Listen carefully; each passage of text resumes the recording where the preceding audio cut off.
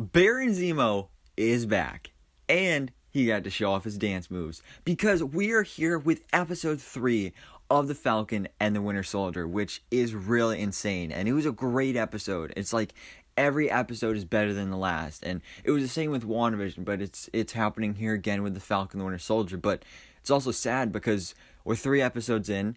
There's only 6 episodes in the season in total, so that means we're already halfway through the season, which is really sad because I'm gonna miss it, and then we're not gonna have any other Marvel show until Loki in June, so it's gonna be a long wait, and this is almost over, and that's really sad. But again, it's a great show, so I love these episodes.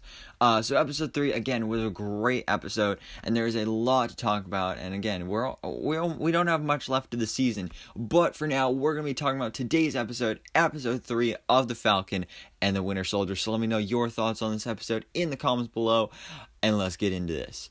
So we start off the episode with John Walker, and he's gone looking for the Flag Smashers, and he goes where they were hiding in the last episode. And you see he gets aggressive, like real aggressive, and Lamar Hoskins starts being like, whoa, you're taking it a little too far here. And he doesn't do much in this episode. He does appear later as well in another scene where it looks like they go to find Zemo, and that's where they see like Sam and Bucky, that they were there first, and clearly Sam and Bucky are not their friends anymore. They're now enemies. So that's definitely not good, especially with how John is kind of going downhill here at this point. But we meet up with our main crew in this episode with Sam and Bucky, and just as they said they were going to do at the end of episode 2, they go to see Zemo. And Bucky goes in there alone, and I love how Zemo tried using the Winter Soldier words on him, like freight car and 17 and homecoming and all that stuff, and how they didn't work, and it was like, oh, I just wanted to try it out, see if it worked. So then they talk, and then he's like, all right, I might be able to help you out. So then Bucky literally breaks him out of prison, and I love how he like expertly planned it too. He was like, all right, so if these 2 people fight, then there will be more guards and blah blah blah, and then they break Zemo out, and Sam's automatically like, whoa, no, we are not doing this, but they do it anyway because that's kind of just what happens.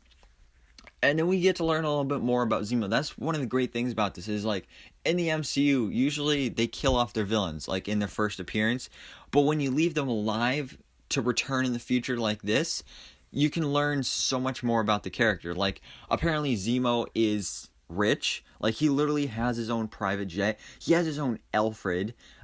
He turns out he's a Baron, so Baron Zemo, so that's awesome that he technically now has that name.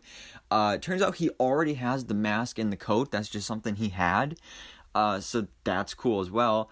And yeah, so this guy is living the life, except for when he was in prison. But yeah, we got Baron Zemo on our hands, and like I said, he has his own Alfred, so that's pretty cool.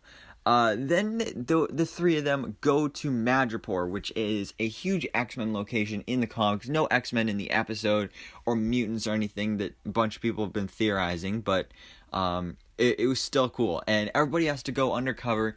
Of course, Zemo is Zemo. Sam suits up as the Smiling Tiger, and Bucky has to go back undercover as the Winter Soldier. And they go to this club, and I love how Bucky actually went full-on Winter Soldier mode. Like, that was just awesome to see. Awesome to see him basically as the Winter Soldier, just with the shorter hair and without the mask and everything. So that was cool. And then what I loved even more is how that after he did that, Sam was like, bro, you okay? Like I love how he checked in on him. Like, is he okay? Like, having to go back Winter Soldier mode, that's got to do something to him. So then what they do is they go talk to Selby, who is going to give them some information about the Power Broker. And then, of course, their cover is blown when Sam's sister, Sarah, calls him Sam instead of Smiling Tiger. So then it turns into this big fight. Selby ends up dead, and they escape, and they end up running into Sharon Carter. And she is off the grid, as we've talked about before, after the Sokovia Accords and Civil War and everything. She's now off the grid. She's on the run, and she is living in Madripoor. That's where she is now. and she eventually agrees to help out with Sam and Bucky and now Zemo as well. But she's done like this art and stuff, and she got a good business going on here. And this is also where we see Zemo with his fantastic dance moves, and Sam and Bucky in the dance club environment. Man, that Zemo dance this has got to be like the best part of the episode. So then once they go back into superhero mode, they go to find Dr. Wilfred Nagel, who is the creator of this new super soldier serum. And from him we find out that he created 20 super soldier serums, and he was able to isolate those genes from the blood of Isaiah Bradley. And he said that he created like the perfect version of the super soldier serum because it doesn't actually like bulk people up, and it's more subtle, and it definitely is.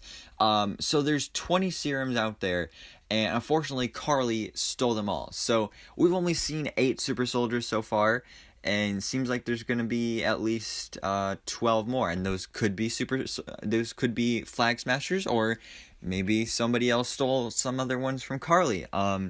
So there's that. But then as soon as they get the information, Zemo literally kills Nagel, and it's like, whoa, he's going full on villain mode, and then he runs away, and I'm like, oh, he's escaping, he's getting away. This is how he goes back to being a villain again. But then somebody blows up the shipping container they're in, and it's a huge shootout. And then Zemo shows up in his mask, and he's actually kind of a hero here. And he takes out the bad guys, and then Sharon leaves. Zemo pulls back up in the car, and he's like, "Yeah, I'm like a hero now." And it's like, whoa. I have a feeling it's not going to last too long, though. He's still a villain. He's just working with Sam and Bucky for while he needs to. So then Sharon leaves. Bucky, I love how Bucky wouldn't move his seat up. That's a callback to Captain America: Civil War. And so then our 3 Musketeers, they escape. And on the plane ride, I love how Bucky volunteers to be the new Cap, because Sam is like, I still don't want to be Captain America, but instead of giving it to the museum, I should have just destroyed it. And then Bucky is like, if before you destroyed it, you should have, I would have stolen it from you, because, Captain America is a symbol. There needs to be a Captain America out there in the world. And that's the big question about the series, is who will wield the shield? It's either Sam or Bucky. And I'd be cool with either one. It's most likely going to be Sam. I think it's actually been confirmed, but Bucky fits the role as well. Especially some of the stuff you've seen from him in the past couple episodes. He would make a good Captain America. And then, this ending was so amazing, because the 3 of them, they go to Latvia to find Carly, and Carly's here because her mother was there, and her mother actually died. So rest in peace, Carly's mother. I think her name was Donna. Rest in peace, Donna. But when Sam and Zemo go to investigate something, Bucky's like, I'm gonna go for a walk just to clear my head and stuff. And then he goes walking around, and he finds these little balls on the ground. I'm like, what are these? Are those like bombs? Tracking devices? I had no idea what they were. And then he runs into somebody, and he says, I was wondering when you were gonna show up. And I was like, whoa, who is it? Is it the Power Broker? Is it Sharon Carter? No, it's even better than that, because it is AO, or IO, member of the Dora Milaje. And this is the character that appeared in Captain America: Civil War, and of course in Black Panther. And she is of course after Zemo. And also this explains the little balls, because those were CAMEO beads. I can't believe I didn't realize that. But yeah, this was a crazy ending here, guys, because now we have a Dora Milaje member in the mix here, and that's kind of insane. I mean, it makes sense, because as they referenced in this episode, Zemo was the one that killed King T'Chaka, so of course they would want to keep tabs on Zemo. But I can't believe they actually showed up with a Dora Milaje, and that's just insane. And I talked about this last week or like a couple days ago, how there's supposedly going to be a big, huge cameo in this series, I think in episode 5, and it's going to be a super emotional cameo as well.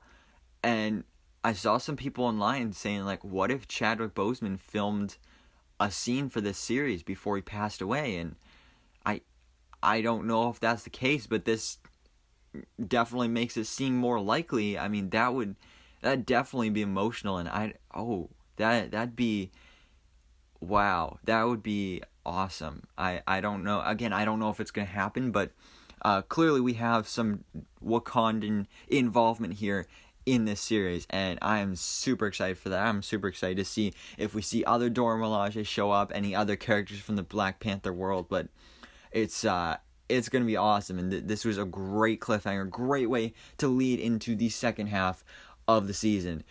So guys, that was the episode of The Falcon and the Winter Soldier, episode 3. I believe it was titled The Power Broker, because that's what the episode was all about, their quest to find the Power Broker.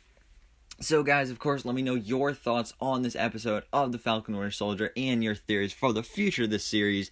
And thanks so much for watching. Please drop a like if you enjoyed this video, and hit the subscribe button so I can keep up to date on everything that goes on in the Marvel life.